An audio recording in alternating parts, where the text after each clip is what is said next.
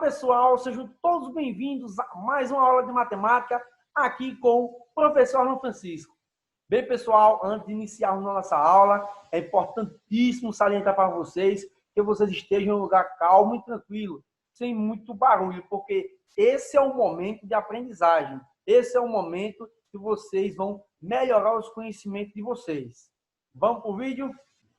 Bem, pessoal, só lembrando para vocês que essa aula é voltada para o 8º ano da modalidade EJA. Nosso tema de hoje é construção de gráficos, tipos de gráfico. Bem, pessoal, vamos iniciar com o gráfico de coluna. Os gráficos em colunas são os mais utilizados e indicam geralmente um dado quantitativo sobre diferentes variáveis, lugares ou setores e não dependem de proporção. Os dados são indicados na posição vertical, enquanto as divisões qualitativas apresentam na posição horizontal. Aqui à minha direita, pessoal, está um exemplo de como que é um gráfico de coluna, certo? Abaixo aqui está as informações dos países. E aqui, no meu lado direito, superior direito, está a questão da população, a quantidade da população. Tranquilo quanto a gráfico de colunas? Vamos avançar.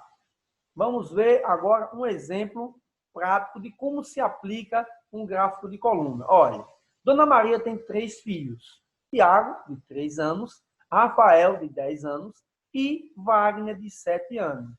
Faça o seguinte, faça um gráfico de colunas representando as ideias dos filhos de Dona Maria, representando as idades dos filhos de Dona Maria.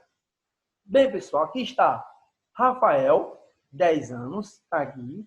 Tiago, 3 anos. E Wagner, 7 anos. Tranquilinho, bem simples. Agora, pessoal, vamos ver gráfico de barras. O gráfico de barras, pessoal, ele é bem parecido com o gráfico de coluna. Só vai mudar a sua posição. Eles possuem, basicamente, a mesma função dos gráficos de colunas, com os dados na posição horizontal e as informações e divisões na posição vertical. Observem aqui, ó, a taxa de mortalidade infantil por região em 2013. A minha esquerda agora vai estar as regiões e a minha direita, aqui nessa partezinha de baixo, vai estar a quantidade que teve de mortes, de mortalidade por cada região. E a região sul, exemplo, teve aproximadamente aqui 10. A região sudeste, aproximadamente aqui, não chega em 16, aproximadamente 14, 15, por aí assim. Região centro-oeste, aproxima-se de 20. Região norte, passa de 20, mas não chega a 25. E a região nordeste, que ela se aproxima de 25, fica na casa dos 24, por aí assim. Trago aqui também, pessoal, um exemplo da expectativa de vida, certo? De cada país. Observe que no Japão, a expectativa de vida é de quanto? 87 anos. O povo lá vive para dedéu, graças a Deus, né? A Andorra é 84,2 anos. Singapura, 84 anos. Hong Kong, 83,8 anos. San Marino, 83,5 anos. Islândia, 83,3 anos. Itália, 83,1. Suécia, 83. Austrália, 82,9. E a Suíça, 82,8. Temos também, pessoal, os gráficos em pizza. Os gráficos em pizza, pessoal, é um tipo de gráfico também muito utilizado, bastante. Indicado para expressar uma relação de proporcionalidade, em que todos os dados somados compõem um todo de um dado aspecto de uma realidade. Está do lado, pessoal, observe aqui como que funciona o gráficozinho de pizza. Um exemplozinho, pessoal, claro, é esse aqui, ó, preferência por modalidades esportivas. O gosto de cada um por modalidade esportiva. Aqui do lado está ilustrando a cor que cada um pertence. O verde, futebol, esse roxozinho aqui, vôlei, vermelho, basquete, esse azul fraco, natação, e o amarelozinho em outros. Observe, ó, 40% futebol, 30% vôlei, 15% basquete, 10% natação e 5% escolhe outros. Tranquilo, pessoal? Quanto a esse gráfico, vamos avançar um pouquinho. Vamos ver agora, pessoal, gráfico em linhas, que é um dos gráficos muito utilizados para representar a questão da política, a questão dos políticos. Aquela avaliação que eles fazem, bom, avaliar irregular, e elas vai dando essas linhas de quem está subindo e quem está caindo em relação à pesquisa, certo? O gráfico de linha ele é utilizado para demonstrar uma sequência numérica de um certo dado ao longo do tempo. Como eu citei agora, a questão do político, hoje ele está avaliado bem, hoje está mal, ele vai subindo e descendo, de acordo com o seu nível de popularidade. E esse gráfico ilustra muito bem. Ele é indicado para demonstrar uma evolução ou uma regressão, que ocorre em sequência para que o comportamento dos fenômenos e suas transformações sejam observados. Tranquilo? Esse é simplesinho. Vamos ver um exemplo dele, como funciona. O exemplo da curva do caos, que é a curva, pessoal, do coronavírus, certo? Tanto se fala, pessoal, em pico. Pico, pessoal, nada mais é que isso aqui. Aí. Observe que o gráfico, a linha vai subindo o pico. Quando ela chega lá no topo, o número maior de casos, aí quando ela chegar lá no topo, ela despencar, a maior altura que ela atingiu, esse é que é o pico que tantos procuramos, porque ali é um ponto que a gente só sabe que ele tende a descer. E essa doença aí, chamar por Deus para ela ir embora, certo? E aqui está a ilustração de alguns países. Está aqui o Brasil, a Itália, o Brasil, São Paulo, os Estados Unidos, e aí segue. Temos também, pessoal, o gráfico de áreas, que ele é bem parecido com o gráfico de linhas. Porém, ele é diferenciado apenas por evidenciar uma noção de proporção sobre o todo. É também usado para apontar a relação dos diferentes dados entre si. Ele está aqui simplesinho. Essa taxa aqui é a taxa de mortalidade. E aqui ele está a questão da natalidade. Certo?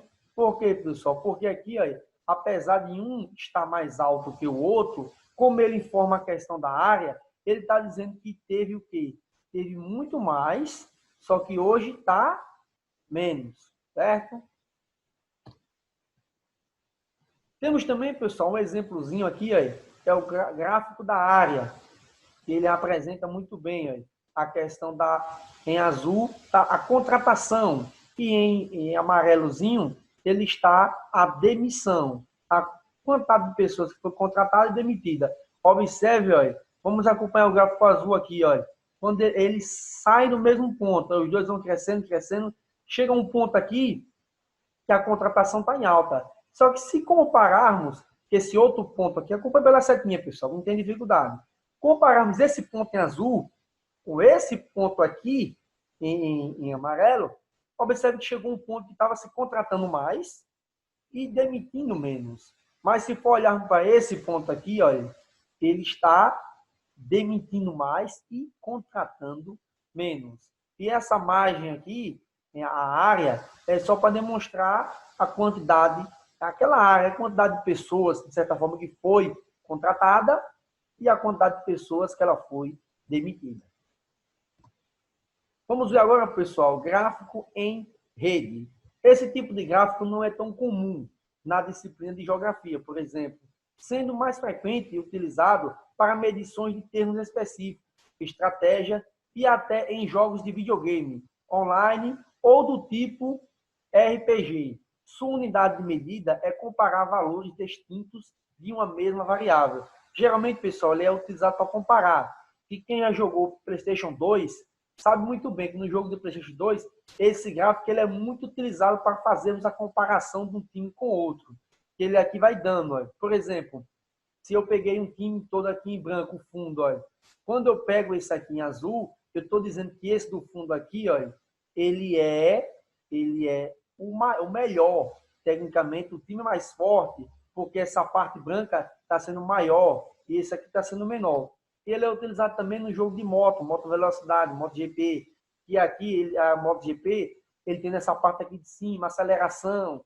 Aí, por exemplo, se o gráfico azul aqui se aproxima muito da aceleração, quer dizer que aquela moto acelera muito. Se ela for boa de curva, o gráfico é bom de curva, senão ele é mais recuado, certo?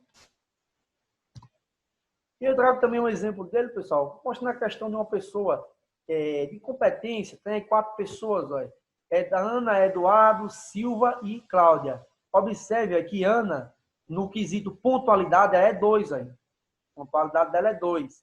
Já o quesito de Cláudia é quesito 10 de pontuação, certo? E aí vai variando o termo de cada um.